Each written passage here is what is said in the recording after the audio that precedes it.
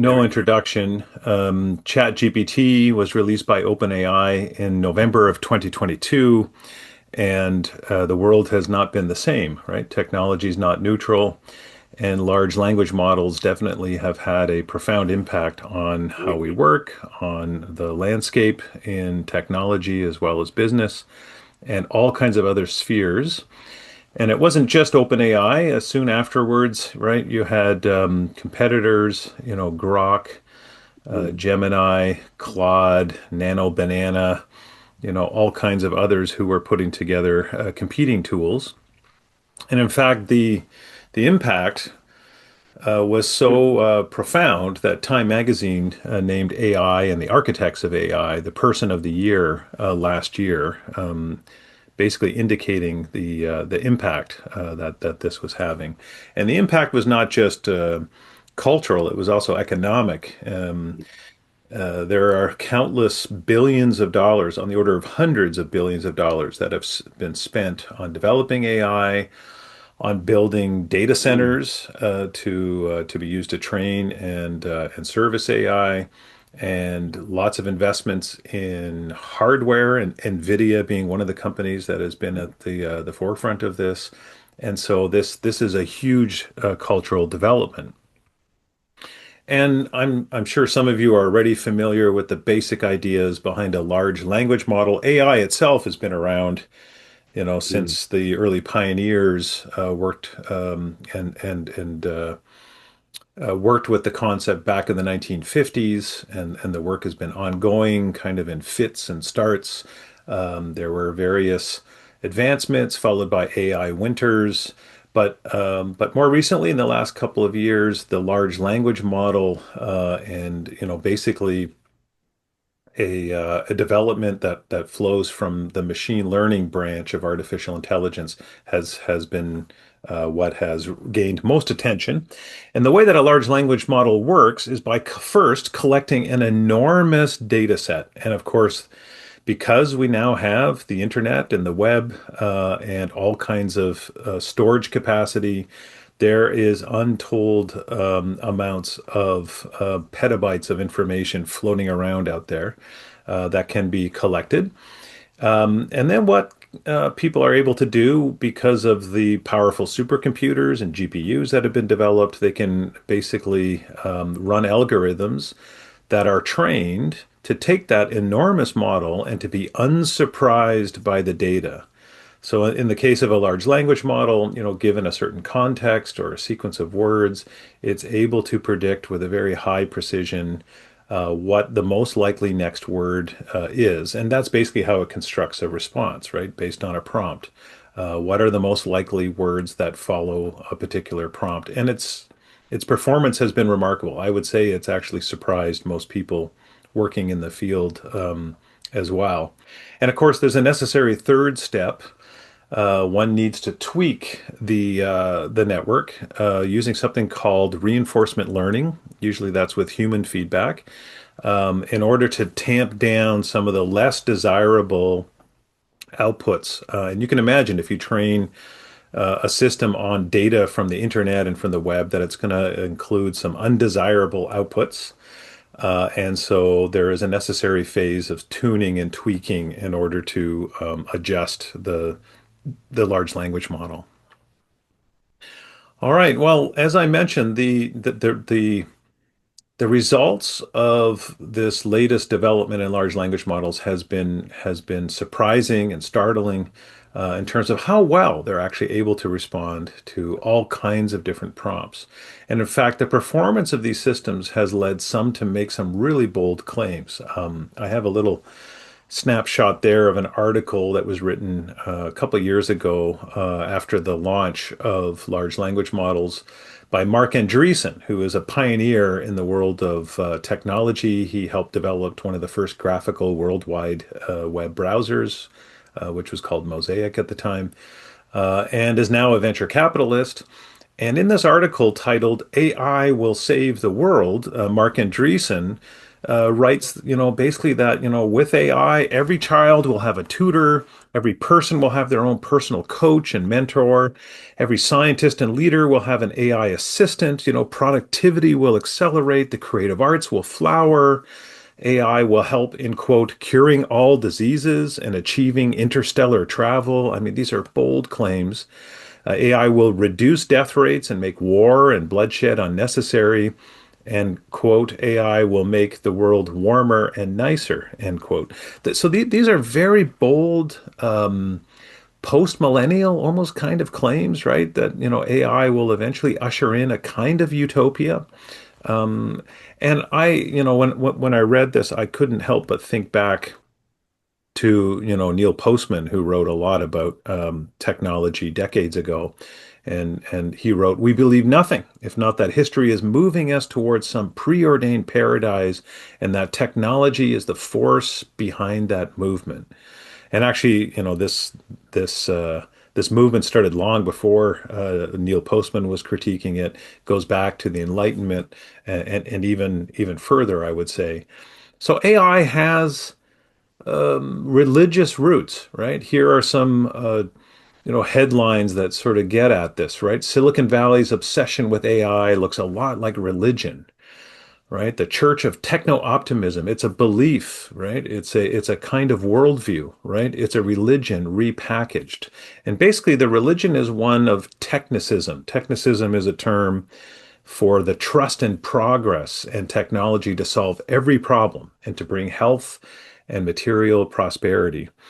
And as I mentioned, this goes back to, the Enlightenment, for sure. There was a book written, The Heavenly City of the Enlightenment Philosophers by someone named Becker, I think it was, and in there he says basically the philosophers of the Right. Enlightenment, wanted to rebuild the city of God, that Augustine talked about, but to build it with more up-to-date materials, right? They kind of took this biblical narrative in which we're moving towards a new heaven and a new earth, and they basically replaced it with a narrative of achieving a kind of utopia, a kind of new heaven and new earth by our own wits, without God, using our own technology and scientific insights.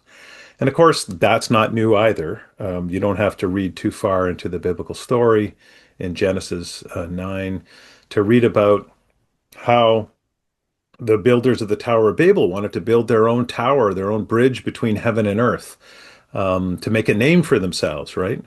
And of course, as Christians, we would say the only bridge between heaven and earth is Jesus Christ. It's not something that we can manufacture or that we can do on our own. So this drive for human autonomy using our own wits is not at all a new impulse.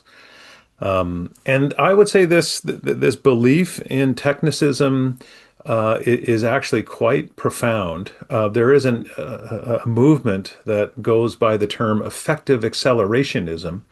And the Mm, idea behind effective accelerationism is the idea that we need unrestricted technological progress, and more recently driven by AI, because mm, it promises to be a solution to universal human problems like poverty and war and climate change. And basically, it's a movement that carries utopian undertones and advocates for technological and AI development to move as fast as possible, so that we can solve these problems and usher in a kind of utopia as fast mm, as we can. And in fact, some advocates like Peter Thiel and mm, others go so far as to say that regulating AI, like slowing it down, is basically like being the Antichrist. You're preventing the kingdom from being ushered in. Effective accelerationists believe we have to put the pedal to the metal because the solutions to all of our most profound problems are just around the corner if we just allow AI to unfold as quickly as possible. So it's very religious at its roots. And of course, one can go even further. There are people who predict that AI and technology will actually also provide a solution to one of our most profound problems, and that is of death, right? Ray Kurzweil is a well-known speaker on this topic and author. His most recent book, The Singularity is Nearer, basically a follow-up from his first book, The Singularity is Near, has the subtitle When We Merge with AI. And basically, he believes, one day soon, we'll be able to upload our brains into a computer and live in a virtual paradise forever. And basically, this is based on presuppositions about what it means to be human, that life's nothing more than simulating or capturing the neural activity in the brain. And so this belief in technology, this technicism, is actually a deep one. It has religious roots, and it's a substitute for the biblical story. Of course, it's not that story is not the only story. There's other stories as well that AI has conjured up. There is a dystopian story as well. This recent book by Udowsky and Soares, who are quite familiar with AI technology. They're both leaders in the Machine Research Institute, but they wrote a recent book with the provocative title, "If anyone builds it, everyone dies." Okay, why superhuman AI would kill us all is the subtitle. And in that book, they write, if any company or group anywhere on the planet builds an artificial superintelligence using anything remotely like current technologies, then everyone, everywhere on Earth will die. And basically, they give reasons for this. They give a bit of a scenario that they think is possible if these things are unleashed. And basically very, very dire predictions about how AI will destroy humanity in the world. And they're not the only ones. There's lots of other voices. Pope Leo, who is actually scheduled, I think, very shortly to release a report or encyclical on AI, has taken on the threat of AI. Yep. AI poses a risk of extinction, is even a call that's being made by industry leaders, including Geoffrey Hinton, who's the godfather of AI, University of Toronto professor who helped develop some of the key ideas that undergird the modern neural network technology that's used in technologies like large language models. And of course, you don't have to look far to find other titles like 50 Ways AI Will End the World, The Artificial Apocalypse, How AI Will Destroy Humanity and Our Final Invention. These are all different stories. These are stories in which AI doesn't save the world, but AI actually destroys it. It's a kind of story of how the Earth and life on the Earth continues to evolve, an evolutionary story of where the human species is basically replaced by a more powerful species, robots and AI. All right. There's some that go even further. Paul Kingsnorth is a well-known author in the UK. He was formerly pagan, but has become an Orthodox Christian in the Orthodox tradition. And a little while ago, he wrote an article called "AI Demonic" in Touchstone magazine journal. And here's a little quote that comes from that article. Kingsnorth writes, "Whatever is happening, it seems obvious to me that something is indeed being ushered in. Through our efforts and our absent-minded passions, something is crawling towards the throne. The great mind is being built.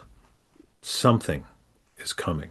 All right. So Kingsnorth has a very dire kind of viewpoint of AI and what it might represent.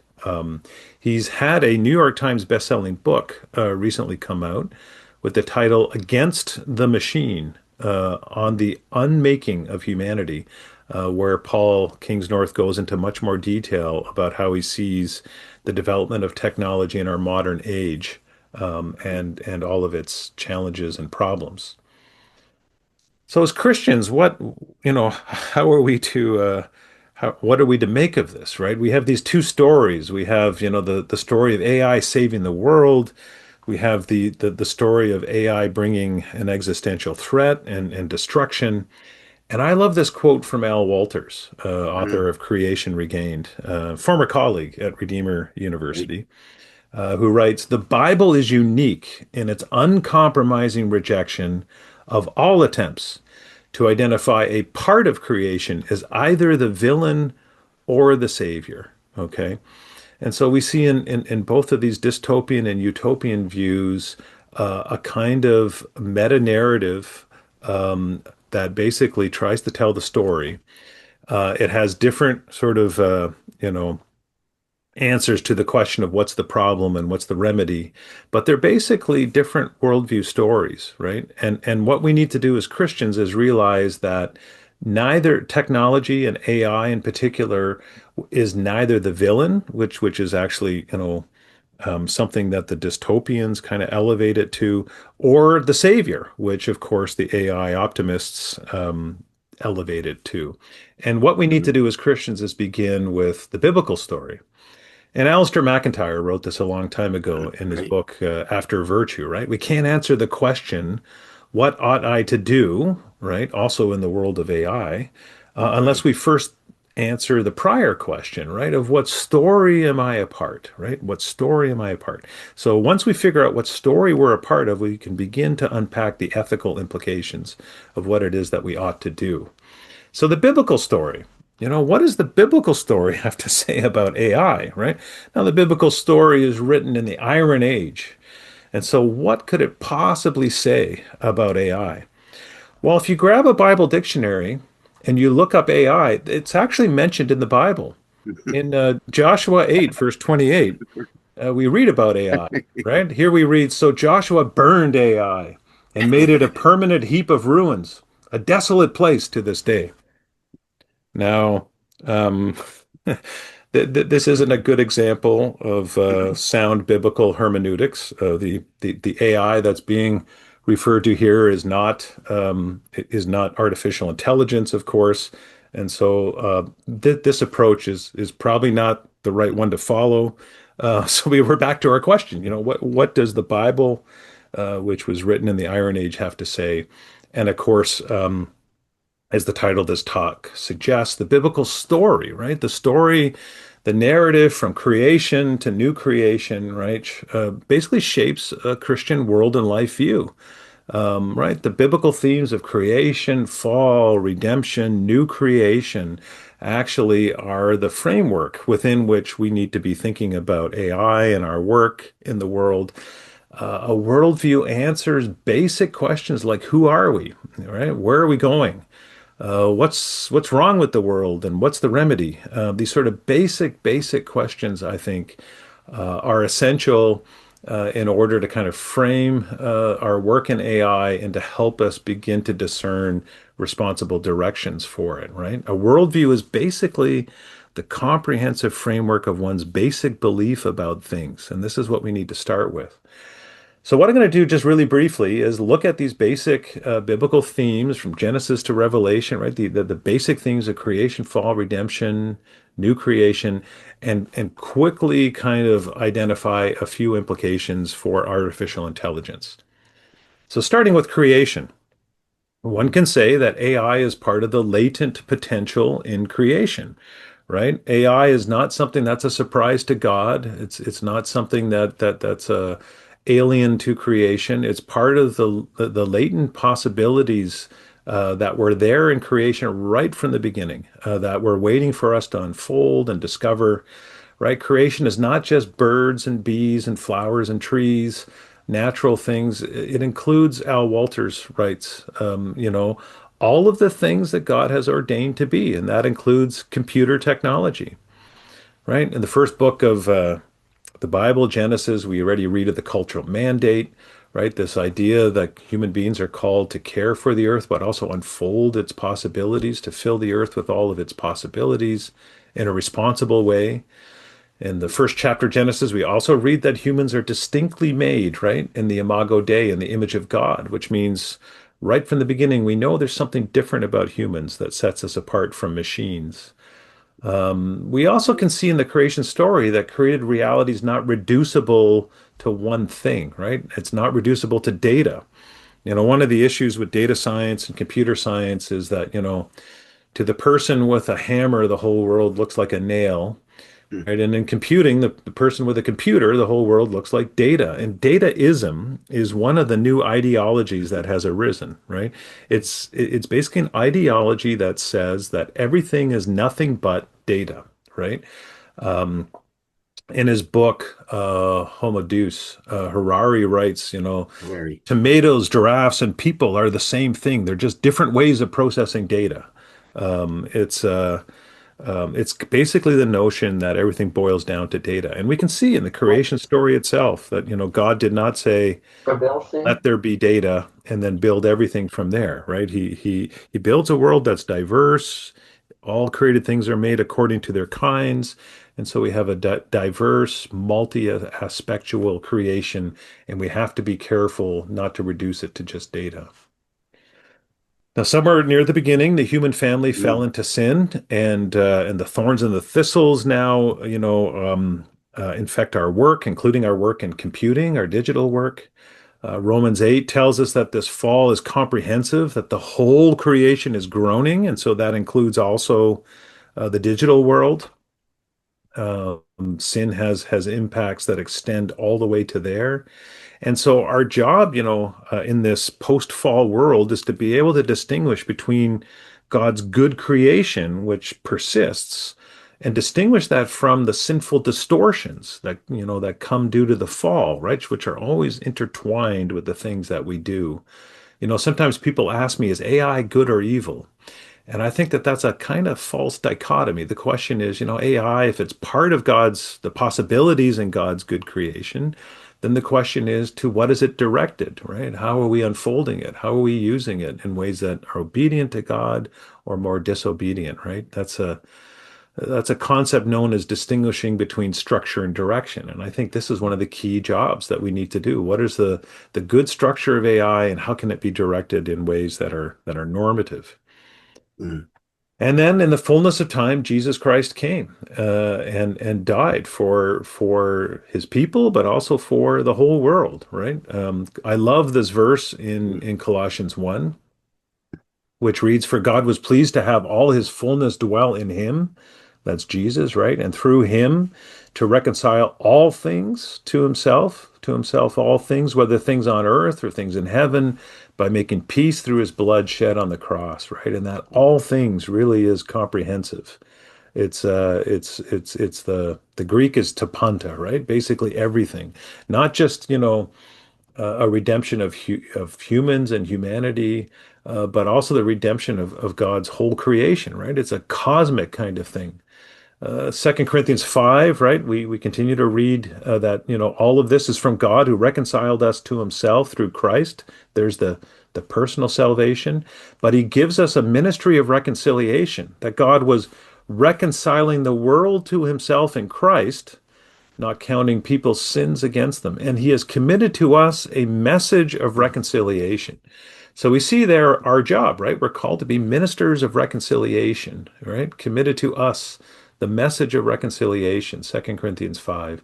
And if God's, through Christ, this redemption, if it's comprehensive, and if we're called to be ministers of that reconciliation, we need to be active in all these different spheres of creation, right? I love this quote by Gordon Spikeman. I've used it a lot. This idea that nothing matters but the kingdom, but because of the kingdom, everything matters. Right? It's this Mm. comprehensive view of redemption. So, if AI is part of the possibilities in creation, and if Christ is at work, reconciling all things, and He's given us this message of reconciliation, what does it look like to be faithful in the world of AI? Right? This is not trivial. And this Mm. is where I think Christian philosophy, a Christian worldview, can be really, really helpful. And one of the philosophies that I found especially helpful in this regard is something known as Reformational philosophy.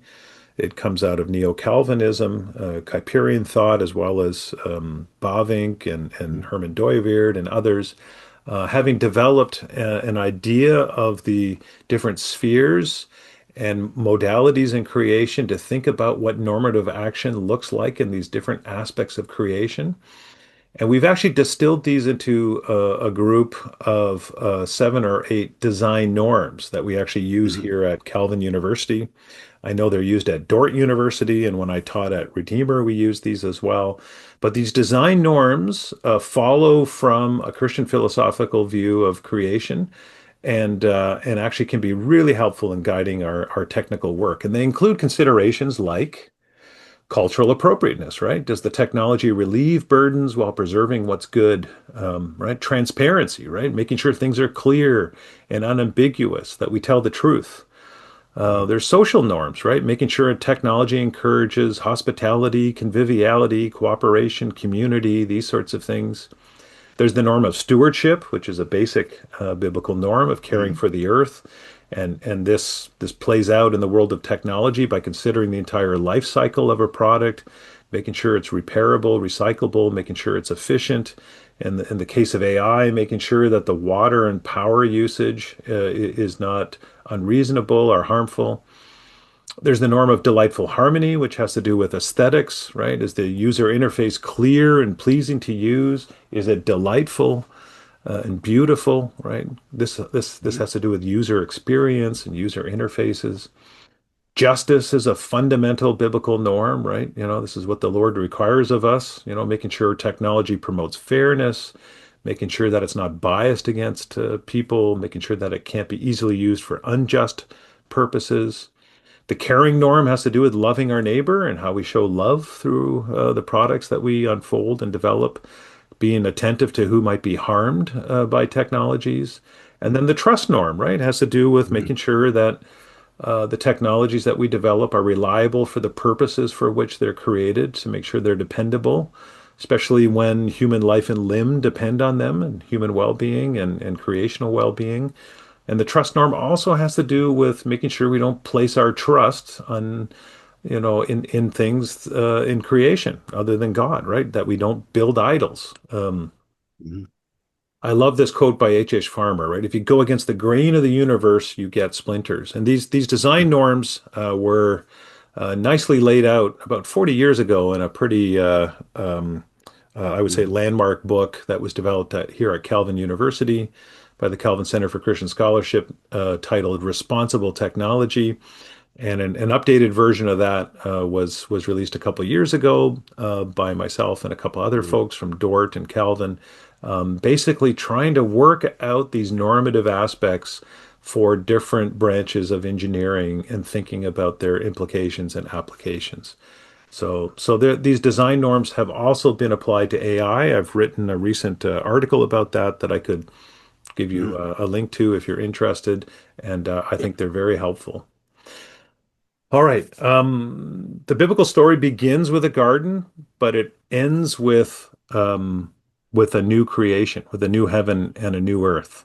And so the biblical narrative has this sweep from garden to city, right? We move from a garden to a city in which Christ will make all things new, right? This city is one that is not one that we build, right? It comes down out of heaven.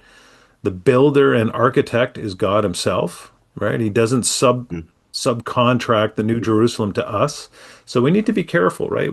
Especially when people are making bold claims about how AI will save the world, to realize that, the things that we're doing here are imperfect models of the perfect world to come, right? And that God will ultimately usher in the New Jerusalem. Um, here's a newspaper headline about people making claims that I think we have to be careful about, right? Here we have an ex-Intel CEO working actually for a Christian organization saying, let's build Christian AI to hasten the coming of Christ's return. Now, I don't know the context of that statement, but we have to be very careful.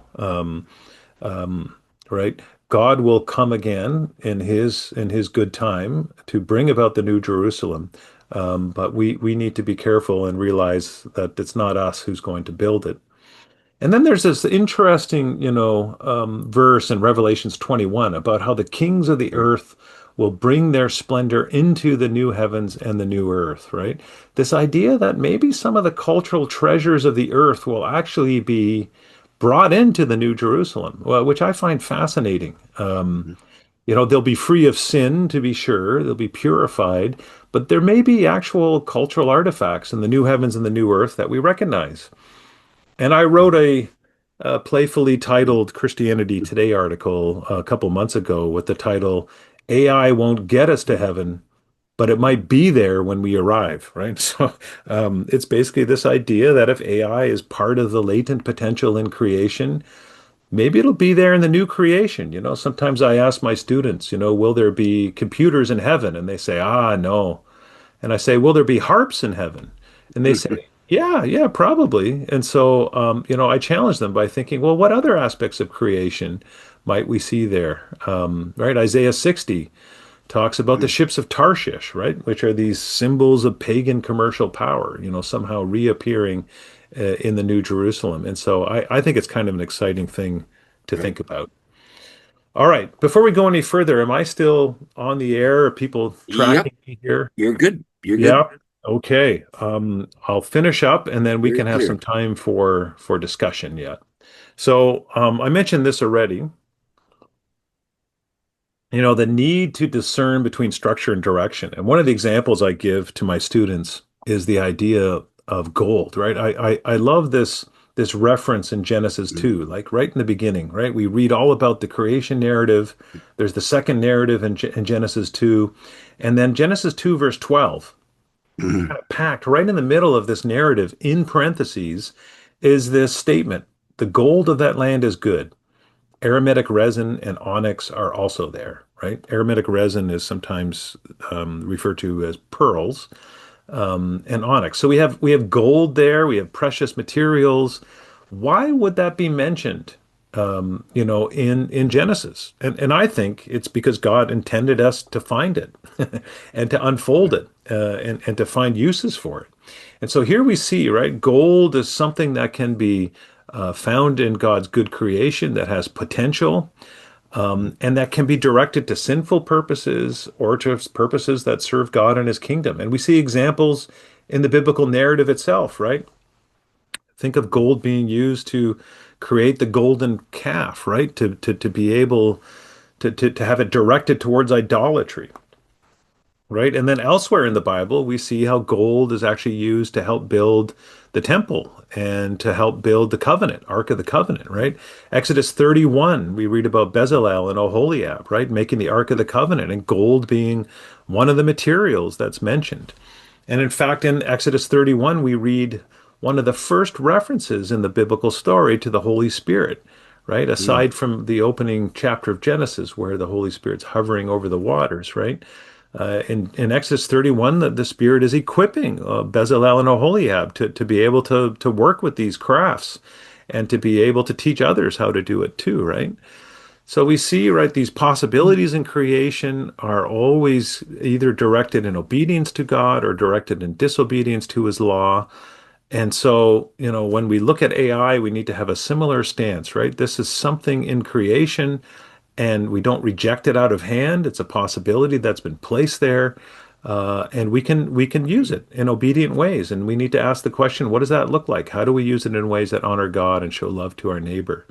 Right? The structure direction concept helps us to see abnormality where others see normality, writes Walters, and possibilities of renewal where others see inevitable distortion. So it's this balance of making sure that we see creational possibilities, but always on guard against the sinful distortions that are there. So, mm, as one might expect, there are all kinds of wonderful ways to direct AI towards shalom, right? So AI being developed for, drug discovery to help, treat diseases. AI being used to care for the earth and its creatures, to reduce car accidents, to invent new antibiotics, to increase crop yields, right? To predict earthquakes and aftershocks, right? To protect the Brazilian rainforest, and of course to help accelerate Bible translation, which has been a mm, wonderful application of AI. But and these are things not only that we can do, but I would suggest these are things that we ought to do. But AI can also be misdirected, right? It can be directed towards injustice, right? The book Weapons of Math Destruction is a classic Mm. text in data science, right? The subtitle, which you may or may not be able to read, is How Big Data Increases Inequality and Threatens Democracy, right? And we can read Mm. elsewhere about examples of how AI and machine learning are used, and the decisions that the systems make are biased against, vulnerable populations. Here's some news headlines, right? Talking about systems that are biased against African Americans in the prison system, how Amazon had a recruiting system that was biased against women, how AI models used for medicine are sometimes missing diseases in female or black patients. All of these things are unjust uses of AI, right? If AI is making and machine learning is being used to decide who gets a job and who gets a loan and who gets parole, we need to make sure that those tools are used in a just way. Um, AI can also be used to promote and disseminate propaganda, misinformation, and disinformation, right? Deep fakes. I'm sure you've heard of deep fakes, right? You can't believe what you see anymore. AI chatbots can be unleashed on websites and bulletin boards in order to post and social media sites to post untruths or propaganda. There's even versions of ChatGPT that are used specifically for disinformation. Poison GPT. Mm. Eric Horowitz, who is a chief scientific officer at Microsoft, once wrote, our children and grandchildren could find themselves in a post-epistemic world where it's difficult or impossible to distinguish fact from fiction, right? As these Mm. machines and their pervasiveness can be used to spread misinformation. And so we need to be on guard against that. AI can also be deployed to mimic persons, right? And I have a personal concern with this, right? Here's a bit of a interesting article about, speculating about the possibility of automating the clergy with an AI system, right? I mean, if you look, here's a little, extract from that, where it talks about, if we used AI, to kind of replace a pastoral care worker. It could be deployed anywhere instantaneously. You wouldn't have to send it to seminary, right? The cost of educating a new AI system would be minuscule, and each successive generation would perform better than the one before, and it would be more patient, right? With sort of the, high maintenance parishioners and all this kind of stuff. There's all kinds of arguments that people can make. There are lots of companies that are beginning to build AI tutors, which actually, take on personas. Mm. Here's an ad for Con Amigo, right? Your never judgy study buddy to help you learn, right? And these are being marketed for schools and educational institutions. There's AI technology that lets us speak to our dead relatives, right? By basically building an AI system that mimics, right, a dead loved one, right? You train an AI system on the letters and text messages and data from a dead loved one, and it can mimic that person. And I think this is very problematic. And actually, I have a whole talk on AI and grief that I could do if there's interest.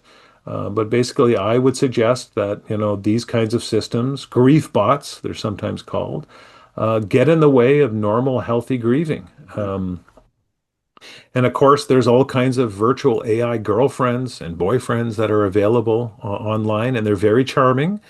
And I ask my students, like, what's the problem with an AI girlfriend? And some of them will say, well, maybe it's a good thing, right? There's some guys can't get a girlfriend and they're lonely, and maybe this is a good thing. And then basically we discuss it more, and we come around and we say, a relationship with an AI girlfriend is a relationship of one person, right? It's all about you. And it actually damages you for real, authentic human communication, which is actually messy, right? Which is about sacrifice, which is about give and take. And so actually having an AI girlfriend may actually damage you for real, authentic human community and relationships.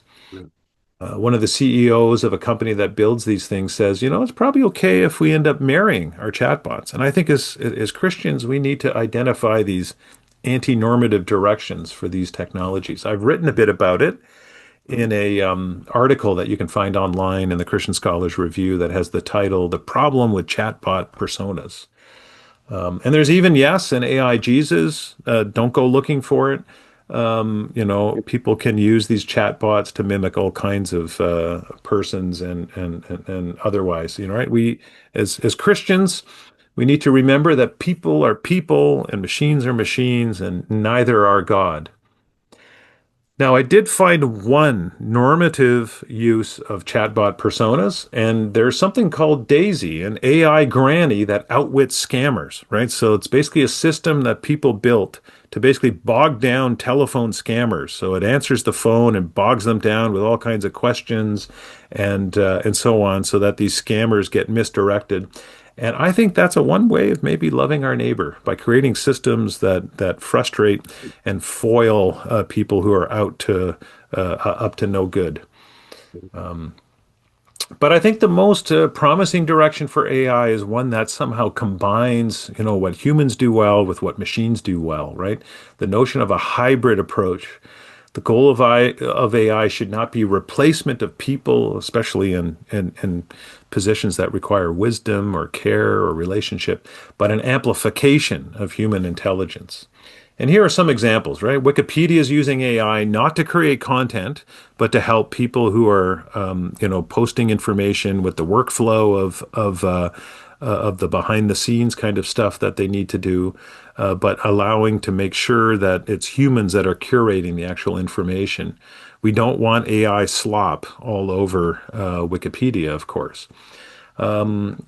Right? Your AI radiologist will not be with you soon, right? This New York Times article talks about how, radiologists combined with machine learning actually do very well together, right? Having the wisdom, the insight of a human radiologist combined with, the capabilities of machine learning in order to find and discover more diseases to help people.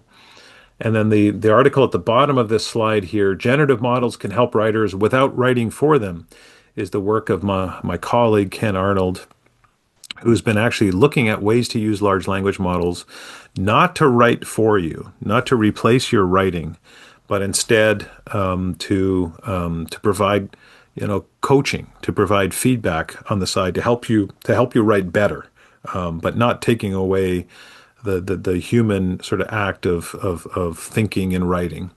And so I think these are very, very promising directions. Frederick Brooks was an ACM Turing Award winner, and which is the equivalent of basically the Nobel Prize in computing. He was also a Christian, and he once wrote that the rhetoric of AI echoed the builders of the Tower of Babel. We will make machines that think. We will make giant brains. My thesis is that IA is greater than AI. And by IA, he means intelligence amplifying systems. And he says they can, at any given level of available systems technology, beat AI. And I think this is a good general way forward, right? To think, what do machines do well? What do people do well? Or what ought people to do? And how can machines assist in those areas? And then finally, I think as Christians, we not only need to have this conversation amongst ourselves, but we need to be thinking about the larger common good, right? AI is poised with all of the investment money that it has at its disposal to have huge disruptions across society. And as Christians, we need to think about, principled pluralism, right? What do I mean by that? Encouraging respect and dialogue in the public sphere, something sadly that's been lacking, I think, also in the American context here, but all over. But having respectful dialogue among those of differing beliefs, so Christians working alongside others of different beliefs in order to forge partnerships in service of the common good. Thinking about AI and justice, thinking about AI and truth, thinking about how AI as companions can harm us, right? And being able to work towards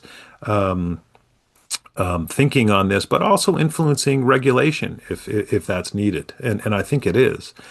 Here's some organizations, secular organizations that I think Christians can come alongside. You know, AI for Good and the Partnership on AI to benefit people and society, the IEEE and other organizations. I'm a member of an organization called AI&Faith, which is actually an interfaith organization that works with Muslims and Jews and Christians in order to work towards the common good of AI. And I like this quote from Brad Smith, president of Microsoft. You know, he's talking about how AI is going to need an even bigger tent, he writes. There will need to be seats at the table not only for technologists and governments and NGOs and educators, but for the philosophers and representatives of the world's many religions, including Christianity. And one of my dreams actually is to start a center for faith and technology here at Calvin University, and I think that's really urgently needed. Mhm. And then I'll finally end with this. At the end of the day, I wrote a little while ago for Relevant Magazine, an article with the title, "The Problem with AI is Deeper Than You Think." And of course, the problem with AI is not that there isn't enough data centers or there isn't enough data or there isn't enough electricity. The problem is actually the human heart, right? This goes back to Proverbs 4, verse 23, which says, above all else, right? This is of strategic importance, right? You need to guard your heart. And why? Because everything you do flows from it, including our technical work, including our work in AI. It's a matter of the heart, really. And Frederick Brooks, in that same speech that I quoted to you earlier, wrote in that same speech, if we would have our creations be true, beautiful, and good, we have to attend to our hearts. And so this is something that I think is at the root of the problem. And that is the end of my talk. And I want to quickly throw in a really quick advertisement. We're All going to right. continue this discussion here at Calvin University in a conference titled the Wisdom in the Age of AI Conference. It'll be held from October 8 to 10 at Calvin University here in Grand Rapids. Mhm. We've got some like rock star keynotes listed here in the slide, and a bunch of different tracks covering areas of AI in the arts, business, church, education, healthcare, STEM. In fact, some of these have become very, very. There's been a lot of interest in. We actually have two education tracks now, and two parallel tracks on AI in the church, and we're expecting quite a few people to come to Calvin in October for this conference. And if you'd like, you can still register. The early bird deadline is May 29 later this month. So if you're interested to continue this conversation, I'd encourage you to think about joining us here at Calvin. So enough of a commercial. I'll pass it back to Don, and I Yeah. trust you're able to follow and that I wasn't cutting out or dropping out. No. All very good. And there was Arnold had a question about whether there'll be online participation in that conference as well, or you'll be able to engage Yes, with that. the Calvin January series will be streaming some of the keynotes online. Oh, So those of you okay. who are far flung or don't have money from the dean to go can tune into those at least. But all of the sessions will be closed sessions for registrants. But Excellent. so